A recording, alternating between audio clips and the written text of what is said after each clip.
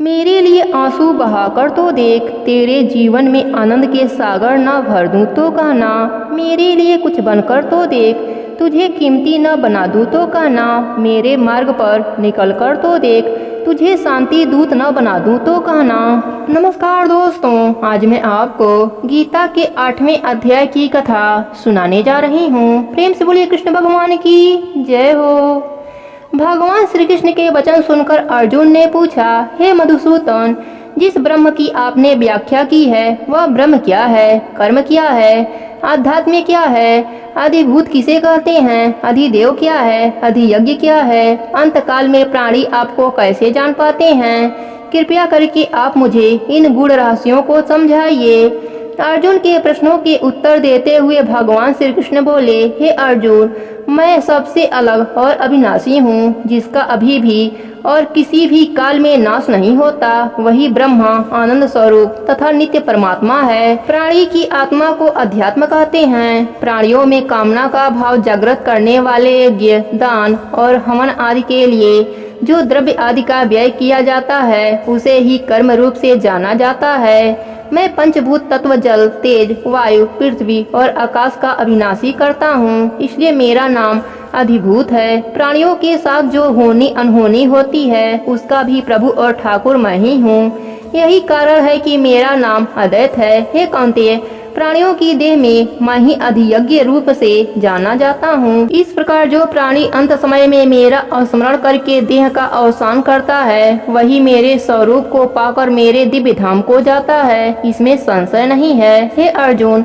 जो प्राणी मरण अवस्था में जिसका स्मरण करता है उसे अगले जन्म में उसी की प्राप्ति होती है। अतः हे पार्थ, तू नित्य निरंतर मेरा ही एकाग्र भाव से चिंतन करते हुए युद्ध कर।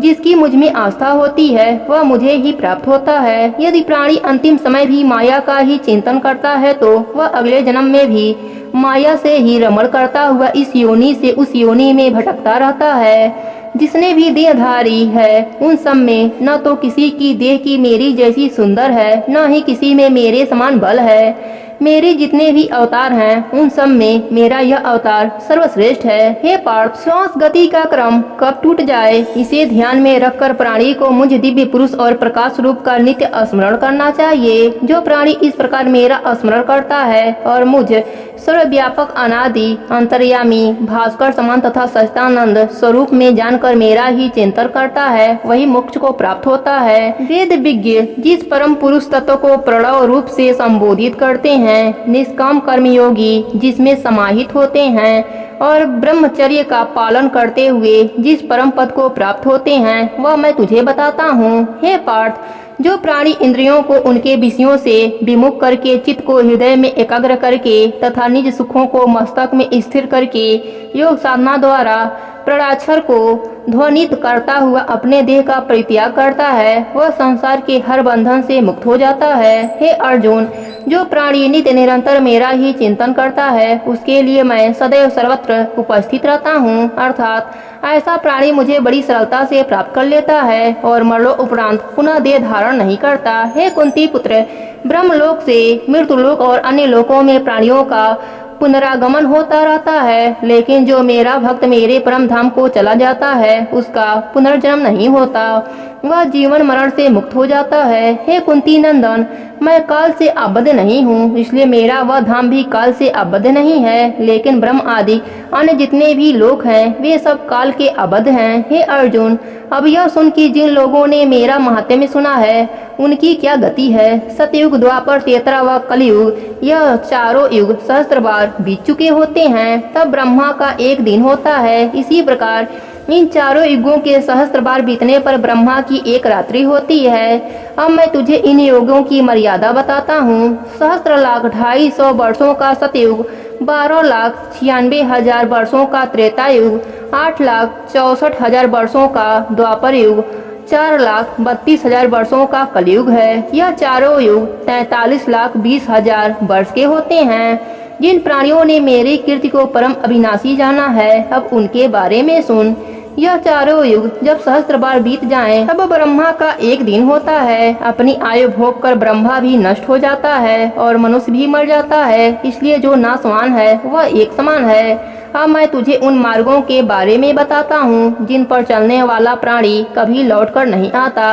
एक मार्ग ज्योतिर्मय अथवा प्रकाश पथ कहलाता है। इसे ही उत्तरायण कहते हैं। इस मार्ग के अविनाशी देवता अग्नि दिन शुक्ल पक्ष है। सूर्य जिन 6 माह में उत्तरायण में होता है वह देवताओं का दिन होता है। जो प्राणी उत्तरायण मार्ग से जाता है वह लौटकर नहीं आता। दूसरा मार्ग दक्षिणायन कहलाता है। इस मार्ग में चंद्र ज्योति का क्षीण प्रकाश रहता है। इस मार्ग के देवता धूम रात्रि कृष्ण पक्ष हैं। जो प्राणी मृत्यु के पश्चात इस मार्ग से जाता है उसको भूमंडल पर लौटकर आना पड़ता है। दक्षिणायन को देवताओं की रात्रि भी कहा जाता है। जो प्राणी मेरा स्मरण करता हुआ मृत्यु के पश्चात उत्तरायण मार्ग से जाता है वह देवलोक से होकर ब्रह्म तत्व को प्राप्त होता है।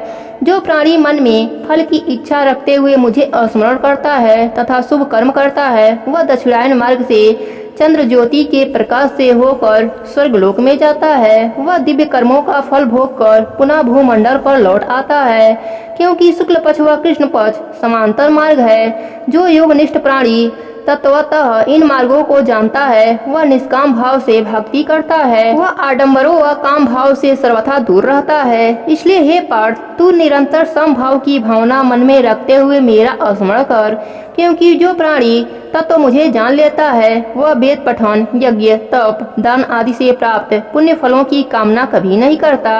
वह मोक्ष पद को प्राप्त हो जाता है। प्रेम से बोलिए कृष्ण भगवान की जय हो। अब सुनते हैं 8वें अध्याय का महात्म्य। भगवान विष्णु ने कहा, हे लक्ष्मी, अब मैं 8वें अध्याय का महात्म्य तुझे बताता हूँ। प्राचीन काल में नर्मदा नदी के तट पर एक नगर में सुभाव शर्मा नाम का एक ब्राह्मण रहता था। ब्राह्मण कुल में जन्म लेने पर भी वह दीन भावनाओं से ग्रस्त था। नित्य मदिरा पान करता, चोरी इत्यादि करना उसकी आदतें बन गई थीं। एक दिन उसने खूब ताड़ी पी, जिसका नशा वह सहन नहीं कर पाया और रोगग्रस्त होकर काल का ग्रास बन गया। उसे अगला जन्म ताड़ के एक वृक्ष के रूप में मिला। उस वृक्ष के नीचे ठंडी छाव में ब्रह्म राक्षस के रूप में एक ब्राह्मण पति पत्नी रहने लगे। ब्राह्मण पति पत्नी के पूर्व जन्म की घटना इस प्रकार है। कुशीबल नाम का एक ब्राह्मण था। वह वेद आदि तत्वों तथा शास्त्रों का अच्छा ज्ञाता था। उसकी पत्नी का नाम कुमति था। उसके विचार काफी दूषित थे। कुशीबल ब्राह्मण होते हुए भी काफी लोभी प्रवृत्ति का था। लोभवश वह अपनी स्त्री के साथ प्रतिदिन भैंस घोड़े आदि बड़े दानों को ग्रहण करता था, परंतु अन्य ब्राह्मणों को वह दान में मिली कोई भी वस्तु नहीं देता था। वहीं दोनों पति पत्नी कालवश मृत्यु के उपरांत ब्रह्म राक्षस बनकर इस ताड़ के वृक्ष की छाव में रहते थे। एक दिन ब्रह्म राक्षस की पत्नी ने उससे पूछा, हे प्राणनाथ, हमारा यह घोर कष्ट किस प्रकार दूर होगा तथा इस ब्रह्म राक्षस योनि से हमें किस प्रकार मुक्ति मिलेगी? तब उस ब्राह्मण ने कहा, हे देवी, ब्रह्म विद्या के उपदेश, अध्यात्म तत्व के विचार और कर्म विधि के ज्ञान बिना किस प्रकार संकट से छुटकारा मिल सकता है? पति के यह वचन सुनकर पत्नी ने कहा कि तब ब्रह्मा की मध्वात्मिक की कर्म पुरुषोत्तम अर्थात हे पुरुषोत्तम, वह ब्रह्म क्या है, अध्यात्म क्या है और कर्म कौन सा है? ब्राह्मण की पत्नी द्वारा इतना कहते ही एक आश्चर्यजनक घटना घटित हुई। उपयुक्त वाक्य गीता के 8वें अध्याय का अधूरा श्लोक था, जिसके श्रवण से ताड़ का वह वृक्ष अपने रूप को त्याग कर मानव देह में परिवर्तित हो गया। यह वही सुभाव शर्मा था जिसने ताड़ी अधिक पीने से मृत्यु के पश्चात ताड़ के वृक्ष की योनि पाई थी। इस अर्ध श्लोक के श्रवण मात्र से ही उसका योनि परिवर्तित हो गया और ब्रह्म राक्षस पति पत्नी भी ब्रह्म राक्षस योनि से मुक्त हो गए। उसके पश्चात आकाश से एक रत्न जड़ित दिव्य विमान आया और वह दोनों पति पत्नी उस विमान पर आरूढ़ होकर स्वर्गलोक को चले गए। सुभाव शर्मा उस अर्ध श्लोक को श्रद्धा भाव से लिखकर भगवान विष्णु की साधना के उद्देश्य से पावन नगरी काशी चला गया। उसने वहां घोर तप किया तथा गीता के 8वें अध्याय के अर्ध श्लोक का नित्य पाठ करने लगा, जिससे उसे मोक्ष की प्राप्ति हुई। भगवान विष्णु ने कहा, हे लक्ष्मी, यह गीता के 8वें अध्याय की ही महात्म्य है, जिसके आधे अधूरे पाठ के द्वारा भी सुभाव शर्मा और ब्राह्मण पति पत्नी की मुक्ति हुई। श्रीमद् भागवत गीता के 8वें अध्याय का महात्म्य ऐसा ही है। प्रेम से बोलिए विष्णु भगवान की जय हो।